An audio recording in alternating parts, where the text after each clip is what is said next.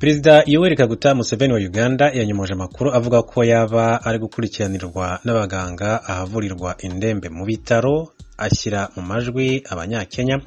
Kuva mu cyumweru gishize Museveni yishyize mu kato nyuma y'uko bigaragaye ko yanduye icyorezo cya COVID-19. Uburwayi bwakurikiwe n'inkuru zitandukanye zivuga ku buzima bwe, ku buryo hari bamwe mu bakoresha imbuga nkoranyambaga bagiye kure bakavuga ko urupfu rurimo kumugera amajanja. Museveni mu butumwa yageneye abaturage b'igihugu cye mu rwego rwo kubagaragariza uko amerewe, yavuze ko atigeze ajyanwa muri ICU cyangwa se avurirwa imbabare. Ati nabonye abantu bake, ati ntekereza ko arabo muri Kenya, ati bavuga ko nari muri ICU, ati n'ibindi. Ati iyo nza kuba rero ndi muri ICU, guverinoma yari kubimenyesha igihugu. Ati niki cyo guhisha, ati gusa sinigeze njya mu buriri, ati nk'umugabo urembeye mu rugo usibye kuryama bisanzwe. Ati biri kure yo kuryama ku gitanda cyo mu bitaro, ati haba muri ICU cyangwa se ahandi.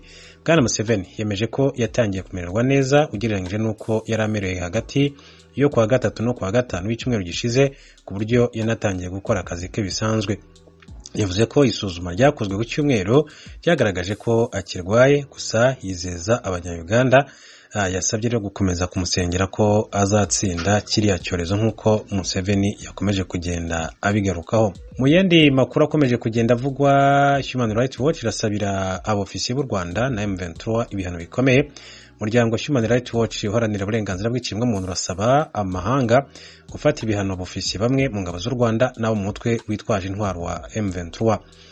Human Rights Watch muri raporo iwashyize hanze kuri 13 Kamena 2023 watangaje ko u Rwanda rufasha M23 kandi ngo ikorera ku butaka bwa Repubulika ya Demokarasi ya Kongo ibyaha bitandukanye birimo kwica abasivili ndetse no gusambanya abagore.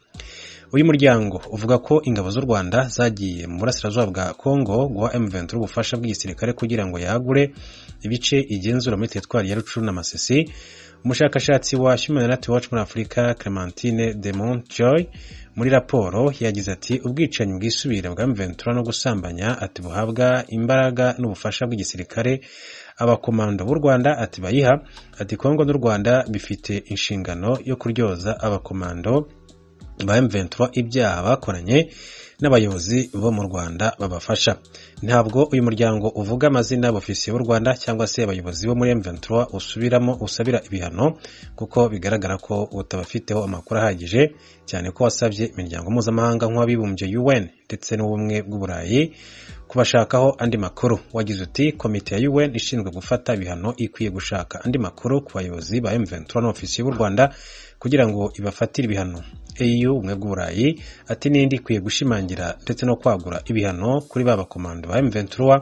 Ati kandi abayobozi b'indi mitwe yitwaje intwaro n'abayobozi bakuru mu karere bagize uruhare mu ihohoterwa rya vuba ryakozwe n'imitwe yabo. Icyakoze Human Rights Watch remeza ko u Rwanda ruhakana guha M23 ubufasha, kandi yemeza ko n'uyu mutwe witwaje intwaro uhakana gukorera ibyaha ushinjwa mu burasirazuba bwa Kongo. Iti leta y'u Rwanda ihakana ibi birego nk'uko umuryango wa Human Rights Watch wakomeje kugenda ubigarukaho. Mu makuru yandi tutarenze ingohe dukomeza kugenda tubabwira, Minisitiri Bemba umaze iminsi yikoma u Rwanda yageze mu mujyi wa Goma. Minisitiri w'ingabo wa Repubulika ya Demokarasi ya Kongo Jean Pierre Bemba yasesekaye mu mujyi wa Goma ufatwa nk'umurwa mukuru w'intara ya Kivu y'Amajyaruguru nk'uko minisiteri ayobora yabitangaje. Bemba yageze i Goma ku itariki ya 12 Kamena 2023 yakirwa n'abarimo umugaba mukuru w'ingabo za RDC, guverineri w'intara ya Kivu y'Amajyaruguru ku rwego rwa gisirikare n'abandi bayobozi batandukanye. Bemba akigera ku kibuga cy'indege cya Goma yabwiye abanyekongo ko perezida wa RDC Felix Tshisekedi yamutumye kubaha ubutumwa bw'amahoro ndetse no gusaba imitwe yitwaje intwaro kuzirambika. Yagize ati nzanye ubutumwa bw'ubumwe ati mu baturage no kubasaba gushyigikira icyerekezo cy'umukuru w'igihugu cy'amahoro n'umutekano mu gihugu. Ndasaba imitwe yitwaje intwaro yose kurambika intwaro hasi igashyigikira icyerekezo cye, no kuvuga cya Tshisekedi. Bemba ageze i Goma nyuma yo kuvugira i Kinshasa ko ingabo za RDC zikomeje kubona ukwifatanya kw'ingabo z'u Rwanda n'umutwe witwaje intwaro M23, na makuru u Rwanda ruhakanye inshuro nyinshi. Nari maze kubabwira ko hano muri Leta Zunze Ubumwe za Amerika Donald J. Trump wahoze ari umukuru w'igihugu yaragejejwe imbere y'urukiko rwo muri Miami muri Leta ya Florida kwisobanura ku byashinjwa byo kugira zimwe mu mpapuro zimwe amabanga y'igihugu nyuma y'uko ava ku butegetsi no kubeshya abashatse kuzimukuraho. Donald Trump yabaye uwa mbere wahoze ari perezida wa Amerika ukurikiranywe ku birego nshinjabyaha. Icyo kirego gikubiyemo ibirego 37 gishingiye ku itegeko ryerekeye kuneka igihugu ribuza umuntu ku giti cye kugira amabanga y'umutekano w'igihugu no gutambamira ubutabera. Riteganya igihano gishobora kugera ku myaka 20 ku muntu uhamwe n'icyo cyaha. Trump aravuga ko ari umwere, akemeza ko ibi birego bigamije gutambamira gahunda ye yo kongera kwiyamamaza kuyobora Amerika. Kugeza ubu nta kigaragaza ko adashobora kuba yakwiyamamaza, ndetse yatsinda akaba yakongera kubona perezida. Imbere y'urukiko rwo muri Miami muri leta ya Florida aho yari yazanywe, bamwe mu bamushyigikiye bari bitwaje amabendera n'ibitambaro byanditseho amagambo amushimagiza bitegura gukora imyigaragambyo rukokoma. Ku rundi ruhande ariko hari abashyigikiye igikorwa cyo kumukurikirana ibyo byaha, nabo bari hafi y'urukiko. Umuryango w'abibumbye ejo kuwa kabiri watangaje ko umwaka ushize w'2022 wagaragayemo impfu nyinshi z'abimukira mu burasirazuba bwo hagati n'amajyaruguru ya Afurika. Fidel Niyongabo. Ibiharuro byashizwe ahabona n'ishyirahamwe mpuzamakungu rikurikirana abimukira Organisation Internationale pour l'Immigration OIM mu mfunyapfunyo ryatangaje ko abantu bagera ku 3,800 bapfuye bari mu nzira zo mu mazi no ku butaka zikoreshwa n'abimukira baba bari muri utwo turere cyangwa batuvuyemwo. Ivyo biharuro vyerekana ko ibitigiri by'abapfuye vyiyongeye ku rugero rw'ibice 11% umuntu abigereranije n'abantu 3,428 bemejwe ko bapfuye mu mwaka wa 2021. Ivyo ni bitigiri biri hejuru cyane kuva mu mwaka wa 2017. Otman Bebeisi, umuyobozi w'ishyirahamwe OIM mu karere ko mu buseruko bwo hagati bw'isi no muri Afrika mu buraruko, yasavye ko ico kibazo gikurikiranirwa hafi mu maguru masha. Yasavye kandi ko haba utwigoro dukorewe hamwe mu ntumbero yo gukomeza umutekano no gukingira abimukira. Iryo shirahamwe rimenyesha ko ibiharuro bishikirizwa kuvyerekeye izo ntara zibiri vyerekana ko ibirenga icakabiri c'abimukira bapfuye 6,877 mu bice bitandukanye vyo kw'isi. Mu nzira abimukira bakoresha ku butaka bw'utwo turere, ishirahamwe OIM rivuga ko abantu barenga 1,025 bapfuye, mu gihe abasigaye bapfuye bari mu nzira zo mu mazi bariko batera bagana umugabane w'Uburaya, cyane cyane mu gice cyo mu buseruko bw'ibahari Mediterane, kimwe mu bice vyapiriyemwo abantu benshi kurusha abandi ku isi. Muri leta zunze ubumwe za Amerika, abadepite barasaba Perezida Joe Biden gufatira ibihano Afurika y'Epfo bayishinja gushyigikira Uburusiya mu ntambara bwashoye kuri Ukraine. Oriane Itangishaka nibyo atubwira.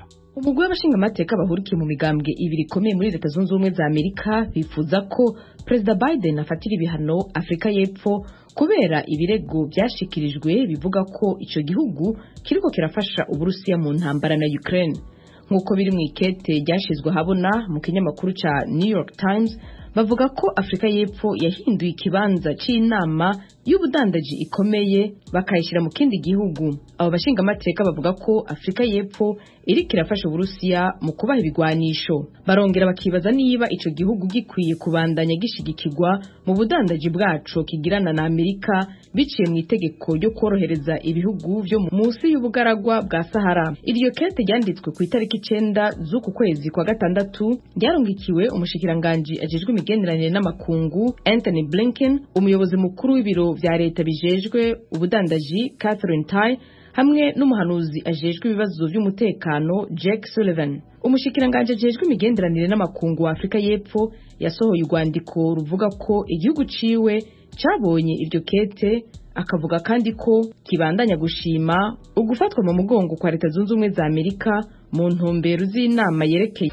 Leta zunze ubumwe za Amerika yaburiye abaturage bayo kwirinda gukorera ingendo muri Uganda nyuma y'itegeko rikarishye ririmo ibihano biremereye ku bakorana imibonano nabo basangiye igitsina. Nanone Diane Ninazwe. Ubushikiranganje bujeje imigenderanire ya Amerika n'andi makungu mu itangazo ryabwo bwavuze ko abanyagihugu batandukanye muri Uganda bashobora kugabwa ko ibitero vy'iterabwoba bagakorerwa n'ayandi mabi, bakongera bakazira itegeko rihana abakundana bahuje ibitsina. Amerika ivuga ko itegeko rihana abakundana bahuje ibitsina riheruka kwemezwa muri Uganda rizotuma haba abantu bahanishwa umunyororo wo guherayo n'igihano co kunyongwa. Amerika ibandanya igira iti hari abazoshobora gukubagurwa gukorwa ko ibitero n'abarwanya abakundana bahuje ibitsina, eka abandi nabo bapfungwe. umushikiranganje ajejwe guhanahana amakuru muri Uganda Chris Baryomunsi yabwiye itorokanizo ry'amakuru y'abafaransa AFP ko Amerika ibwirizwa gutahura ko Uganda ari igihugu cigenga gifata ingingo zibereye abanyagihugu baco kitarinze kugendera ku mategeko n'igitsure c'amakungu. Chris Baryomunsi yagize ati barafise uburenganzira bwo kuburira abanyagihugu babo bababuza kudakora ingendo muri Uganda, ariko ivyo gukangisha iki canke kiriya nta kibanza bigifise kuri ino si. Baryomunsi yaciye yongera ko ingingo ya Amerika itabatangaje bari bayiteze. President wa Uganda Yoweri Kaguta Museveni twibutse ko yateye igikumu kuri iryo tegeko rihana abakundana bahuje ibitsina igenekerezo rya 29 ukwezi kwa gatanu uno mwaka. Mu burasirazuba bwa Repubulika ya Demokarasi ya Kongo, amashyirahamwe aharanira uburenganzira bwa muntu harasaba Papa Francisco kwita ku kibazo cy'umutekano muri icyo gihugu. Ubutumwa bahaye intumwa ya Papa Cardinal Luis Antonio uri mu ruzinduko muri icyo gihugu. Jimmy Shukrani bakomera. Ibi biravugwa mu gihe Cardinal Luis Antonio Tagle